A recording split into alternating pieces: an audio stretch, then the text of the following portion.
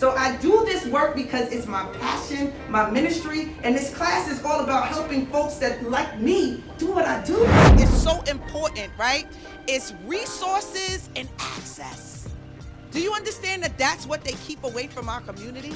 We don't have access.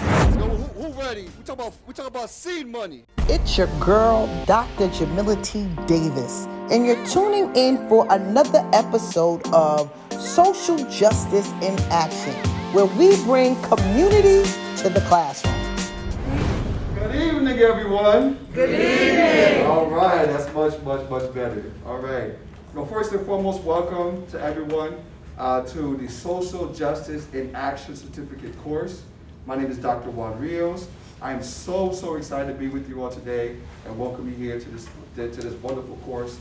For the last 7 weeks, we've been providing education about social justice and how can we engage the community to be the ones closest to the problem, to be the ones closest to the solution, by empowering folks with both the educational piece, the fiscal matters, and also how do we move from an idea into an intervention.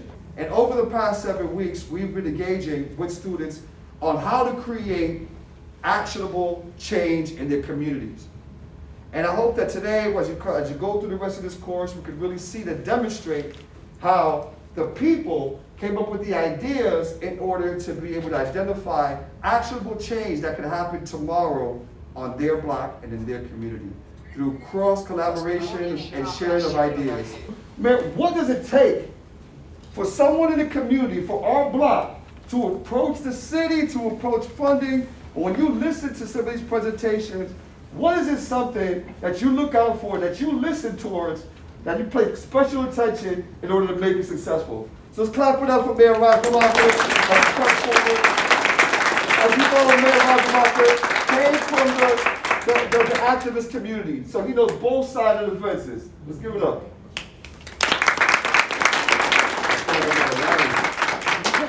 So the first thing is that we have to know what we're talking about. That's number one. And I'm glad we started off talking about research, and that's important. Because a lot of times we come up here with things that we saw on social media, and we use the same lingo, we use the same discussion, and we just read the titles, and we say things, and we don't have the kind of local research that we need. So we're really operating off of emotion, right? And so if you come and say, oh, this and this is happening, that's happening, this happening, if I know automatically that there's some counter things that are going on, I'm going to feel like you haven't done your research, right? You have to do research locally to find out what's happening. Whatever you're talking about, like, so if you say we need this or we need that, first you have to find out, do we actually have that? Right. Right? Where, and maybe we had it, but maybe it's not effective, right? And maybe there's another opportunity for you to add something to it to make it effective, right? So first you have to do your research. That's important. If you don't do research, if it automatically feels like you're just talking off the top of your head, then I'm going to feel like this is going to be unsuccessful. So the first thing is that we have to know what we're talking about. That's number one. And I'm glad we started off talking about research, and that's important. Because a lot of times we come up here with things that we saw on social media, and we use the same lingo, we use the same discussion, and we just read the titles, and we say things, and we don't have the kind of local research that we need. So we're really operating off of emotion, right? And so if you come and say, oh, this and this is happening, that's happening, this happening, if I know automatically that there's some counter things that are going on, I'm going to feel like you haven't done your research, right? You have to do research locally to find out what's happening. Whatever you're talking about, like, so if you say we need this or we need that, first you have to find out, do we actually have that? Right? Where, and maybe we had it, but maybe it's not effective, right? And maybe there's another opportunity for you to add something to it to make it effective, right? So first you have to do your research. That's important. If you don't do research, if it automatically feels like you're just talking off the top of your head, then I'm going to feel like this is going to be unsuccessful, right? And I'm going to talk to you and tell you, because I'm straightforward, I'm going to tell you need to go and do your research. Because that's important, right? You need to, the whole presentation we got about the liquor stores, you need to know all of that information, right? You need to know if that's what you're talking about and that's what you're doing, you need to know everything that's surrounding that, right? The ordinances that surround that, other organizations that exist. And don't don't make the mistake in believing that you're the only person who thought of this, right? Because we always make that mistake, like we thought of this and nobody else has thought of it, right? So you have to make, and maybe if you're lucky enough, that might be true, right? But most of the things that you're talking about, people have been contemplating these things for a very long time, right? And maybe they haven't figured out how to execute it in a way that it needs to be executed. Or something's missing and you have the piece that's missing. And so you need to begin figuring that out and talking about how you're gonna add something to what's already existing or not existing. That's what that has to happen. So, and I know it's difficult in this era because, you know, everything is so quick, right? We get everything so quick. I see people quoting stuff to me that they read off of social media and they only read the title, right? And they didn't actually read the actual document itself. Like the social media is a sign. It isn't a destination, right? So if you're on there, you should be using it to look for other things and not to stop. Problem is most of us stop, and that's not research, that's somebody's opinion, right? And so you have to go get research and information and put that in a legible, kind of intelligent way to be able to present what your ideas are. Add yourself to it, add yourself, your experiences to what you have researched and present it that way, and have some confidence when you do it, right? You have to have confidence, right? You have to keep that energy. Like I told the guys at the men's meeting, you got to keep that energy. The same energy you had when you was out in the street, you need to keep that energy when you're in this room talking to me, right? You need to have that same kind of, courage, confidence, all the things that you need to be able to get your point across. So that's incredibly important for us to do. And second, I look for collaboration. Like, who are you doing this with, right? Meaning, like, there are a bunch of folks out here. How are you pulling other people into what you're doing?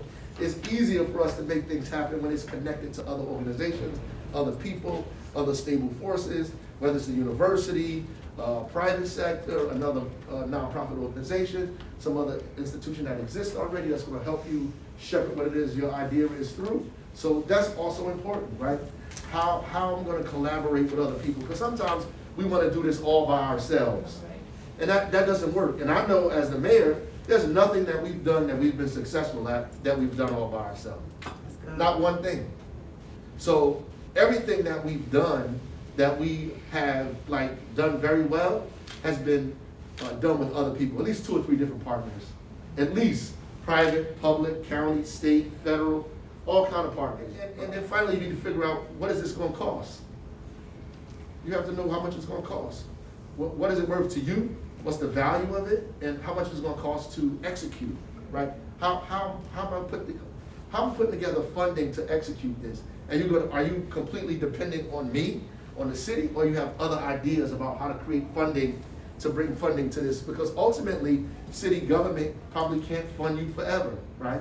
And so you have to figure out how you're going to do how you create long-term funding for this. And you need to have a whole strategy on how to raise dollars and funding for your project. Even if you say this is the startup, for us, we need this amount to start, but we're also looking for this, and we're looking for this, and we're looking for this. And make sure you have a funding kind of apparatus for what it is that you want to do.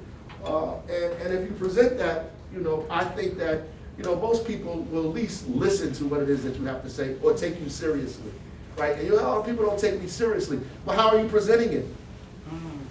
Right. Or they giving me the runaround. You only met them twice. The runaround doesn't make any sense. People come to City Hall, they be like, oh, I'm looking for a job. They gave me the runaround. Well, what do you mean? Well, I went down there Monday and Friday. Well, you was on the block every day. At 5 o'clock in the morning. And somebody got shot out there, you came back the next day. Matter of fact, you came back there a couple of hours after. So, I mean, if somebody at a door can chase you away, then you don't really want it. You don't really want it. So how are you committed? How much are you committed to making this idea happen, right? Because everybody you come before may not believe in it. But the great thing about making ideas or dreams or visions come true, nobody else has to believe in it but you, right? And so you have to be committed to it enough to see it through. You have an idea in your head. You have to figure out, what is the added value I can bring to this, right? And you won't know the added value unless you do the research on what is actually already taking place. This class is specifically important for me because I understand that people closest to the problem are those closest to the solution. And oftentimes, we get left out of the room. We are the ones that often get overlooked as though we don't know what we're talking about, or that our solution to our problem is ineffective or it won't work. So this particular class was very important to me because I've been able to work with some dynamic individuals who are now getting the training that they need to be able to take their actionable steps and turn them into reality. As you guys know, we have been working together in groups to talk about social projects that can change your community. And the winners of those projects will receive $5,000, right? And we said that that's just seed money. Some of you might actually get the whole amount that you need based on your network, right? Because your network is your what? Your net worth. So it's about the people you surround yourself with. It's about the opportunities that you take advantage of, such as this class. How have you been making out so far with your project, and how are you enjoying yourself? She's from Cleveland, Ohio. I am really excited. Our group was sort of drifting off, and me and Cass kept bringing them back in, like, no, come on, y'all. Where y'all at? We kept on just reaching out to each other and just keeping everybody up. And we have a really good project, and we're really excited today about presenting it to you guys. All right, so just to introduce myself a little bit, I'm Dr. Ijomo Para. I'm an assistant professor in the School of Public Health. Before coming to Yale, I actually was a professor at Stony Brook University for 2 years in the School of Social Welfare. I'm trained as a social worker, and because of that, for those of you who know a little bit about social work, you understand that social workers are trained through a social justice lens, or they're supposed to be. They're trained through gotta be real. we're typically trained through a social justice lens, but we're also trained to engage in communities. So just before the class started, I was talking to a couple of people about my background and just how, when I was a social worker before getting my PhD, I worked as a youth and family therapist for an alternative to incarceration agency. And when I worked for that agency in New York City, I was actually doing counseling with families in the home. And because of that, I realized the importance of not only families, but also the environment and where youth are nested in. So a lot of my work builds on that, and that's really the reason why I do a lot of community-based work. I also have a master's of public health in epidemiology. So epidemiology is the study of diseases, so understanding what causes a disease and how that affects the population. And then I also have a PhD in family science and human development. All of my research experience has really been centered in urban communities.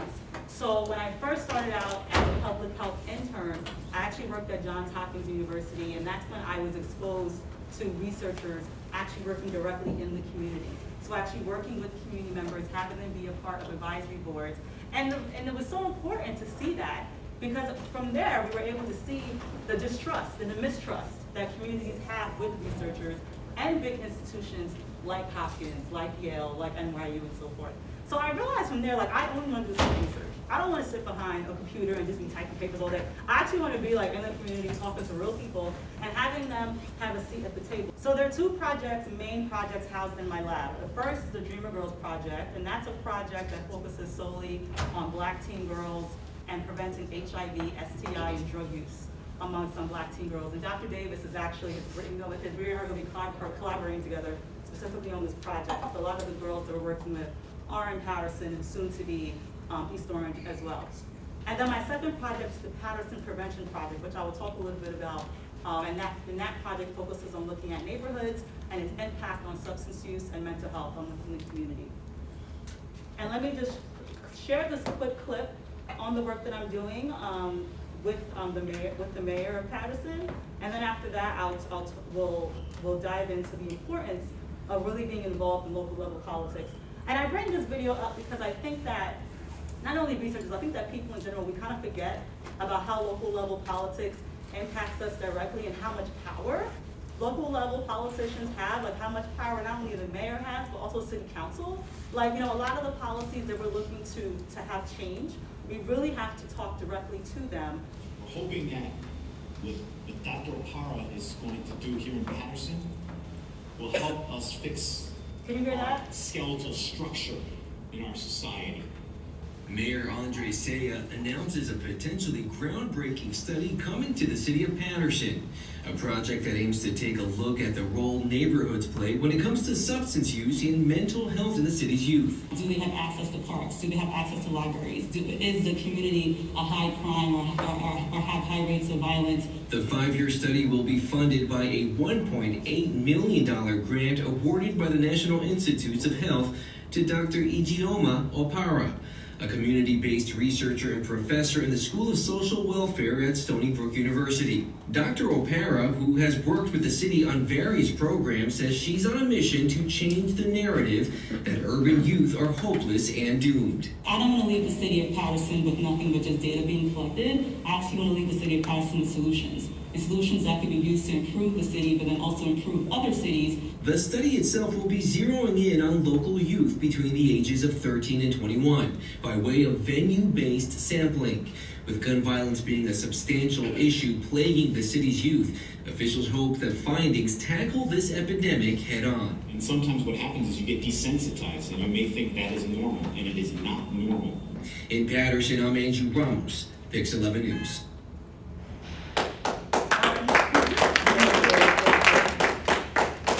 I'm a prevention researcher, and within my lab, the substance abuse and sexual health lab, our main focus is looking at an anti-deficit approach for prevention for adolescents of color.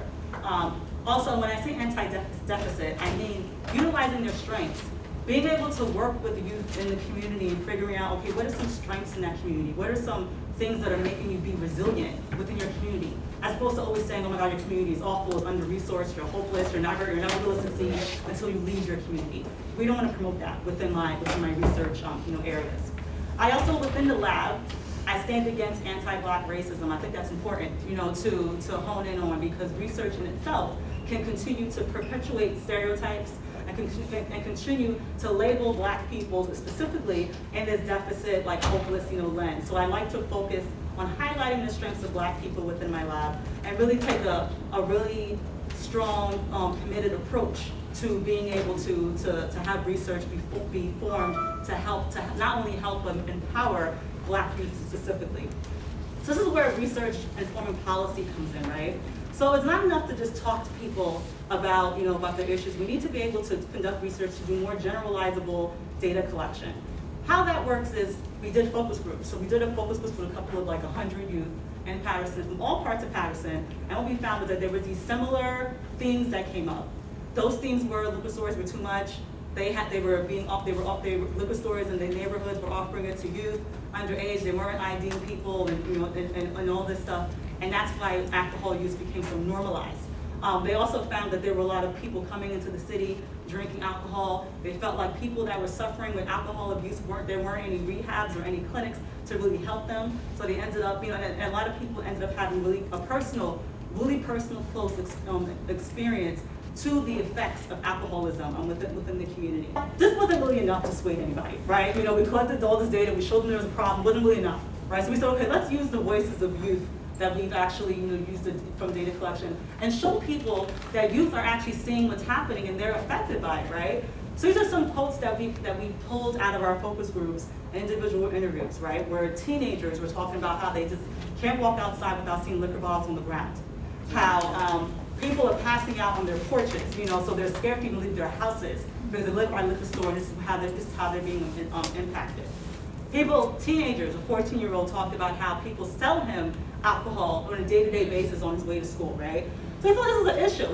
This shouldn't be normalized for teenagers. It's not fair to them to be exposed to these type of things without having the proper education on how to say no or how to engage in specific strategies to not engage in underage drug use.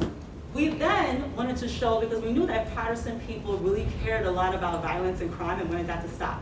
So we then had to show visuals to show that there's actually this connection between assaults in Patterson and alcohol outlets. And when I say alcohol outlets, I mean like liquor stores. It's another word for liquor stores. And what the map shows is that the most violent, and you see the yellow part is like the most violent. I mean, this means like assaults that were happening on a weekly basis. That's also the same area that had the most liquor stores condensed into one. It's also called the hot zone. It was one of the hot zones that Patterson designated that they wanted to tackle because they had the highest rates of crime. So we had all this data. So we had to figure out, okay, what we're trying to mobilize the community, but how are we going to actually make a difference? Like, what do we need to do to make a difference? Our first thing was we need to close liquor stores. We need to figure out how to make it legal, how to reduce the amount of liquor stores so that there's not as much liquor stores in the city of Patterson like there is now. We brought it to city council, they laughed in our faces. They were like, well, we're not closing the liquor stores. What are you talking about? Like, look at how much money liquor stores are bringing to the city. We're not doing that, absolutely not. Laughed in our face, we brought all this data and stuff. They were just looking at us and we were crazy, like literally. But we kept trying, we kept pushing it, we kept showing this is an issue, this is a problem, we need to do something about it.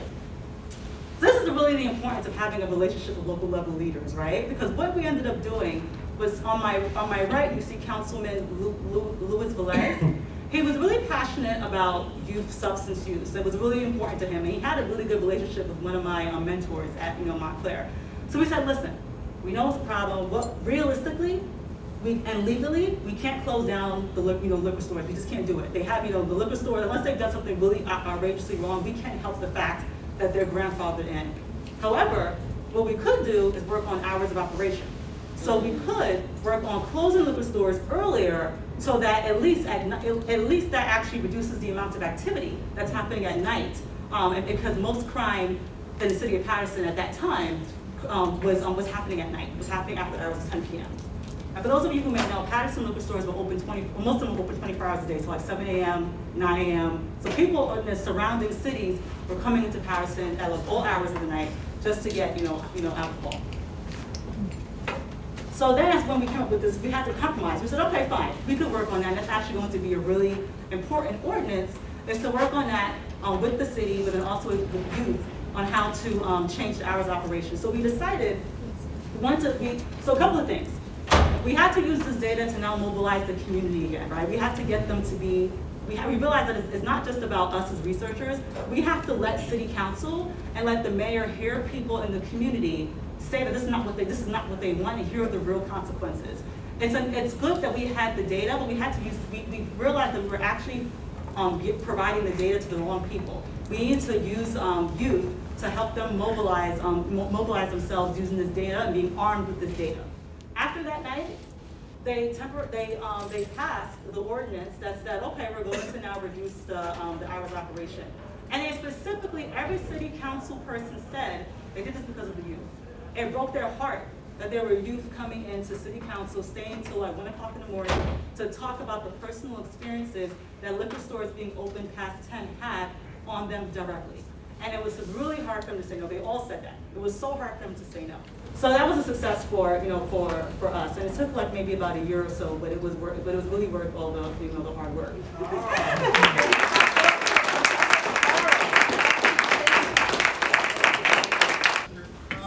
I just want to give thanks to Jamila Davis for putting this together for us. I'm really appreciative of the fact that she has took her time and she has this passion for us to develop in our communities today. So I'm very thankful for that. I'm thankful for everybody in this room today. I just have to give thanks for that. My project is about financial literacy, and I feel like in urban communities, in terms of us being marginalized, people of color today, there's a need for that. I think that we all can agree that urban development today is somewhat, there's this generational wealth gap between us in terms of white and blacks. And I did some of the data and tried to, pretty much look at what does that look like. Like, we talk about that all the time with the generational wealth gap. And the research that I got, it stems back to during the riots, Newark. I use Newark. Pretty much how, our data scientists, you kind of focus in on one area. So I focused in on Newark and trying to see how Newark looked compared to everyone else in terms of the generational wealth gap. And during the riots, the 1950s and 60s, you'll see the increase of black people moving in Newark and what was happening there. So I tend to look at, the data around that. When people of color moved into Newark, what happened? I looked at the education. I looked at, the healthcare systems. I looked at, what was the health factors and I saw that it had to do with drugs in our communities, us lack nutrition, us not, having health insurance, us not, really moving our bodies, being physically fit. And so this all contributes to like the wealth gap. So I came up with a mindset behind generational wealth. I think it's safe to say that anything that we get involved in, you have to have a mindset behind. In terms of, use an example, my son, he boxes. He's 7 years old, and you can get in the ring and throw punches all day, but it's the mindset that goes behind it in terms of him being physically and mentally fit. He has to be physically fit, he has to be mentally fit in order to really keep up with that. So what does financial freedom look like for you? What does freedom look like for you? So in terms of that, I came up with a curriculum that allows us to look at the misrepresentation in our history. So I developed an Africana Studies curriculum. I think we need to start there in terms of culturally appropriating our identity and understanding the value in investing with each other, knowing, where we come from, things like that. I think it's not fair that a lot of us don't make it out of K through 12, where they tell us that African thought is primitive, and we may make it into college where we might take an Africana Studies course and be introduced to who we are. I think that we need to be equipped with that. I think it's inhumane that we are not equipped with Africana Studies today. And then in terms of that, just to help us with, our bodies, what we're eating, to become more educated in that, so we can kind of deal with some of the health factors that we see, the obesity rates that we see. I mean, obesity is on a rise today, and the data it shows the facts in terms of that. So I think it's important for us to look at nutrition, look at, what is the cause of some of our health factors. So I developed a curriculum for that and a curriculum for fitness. I also developed, once we tackle those things, then we can dive into financial literacy, start working towards your goals, start partnering up with bankers, investors, allowing a financial advisor. You can work with someone in terms of developing your entrepreneur contribution to our community today, so we can build business. And I decided that within a year span, I will teach between 6 months each curriculum. I'll develop within 6 months 15 students, and then from there another 15. So a total of 35 students a year. I will be able to work with a GED program in terms of just, providing non-traditional education, so that way I can appropriately be able to give this resource to the youth today, so I can equip them with some things that would allow them to develop in our communities today. All right. Very important people in the room, but I would love for us to break out into our groups. So, police and community relations, raise your hands. Where y'all at? All right. So there you go. Please break out into your groups. The hydroponic gardens, where y'all at? Okay. All 2 of y'all. Okay. Break out into your groups. All you need is one other person with you. That's it. Make a group. That's a make a group. All right. Those addressing community violence. That's a big one. Community violence. We hear that, right? Where you at? Raise your hand. Community violence. Community violence. Please move into your spaces.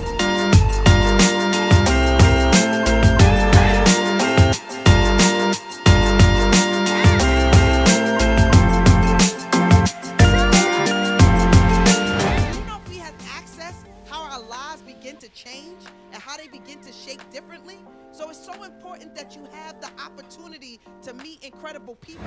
That ends this segment of Social Justice in Action. It's your girl, Dr. Jamila T. Davis, and y'all know what it is. It's going down. All righty.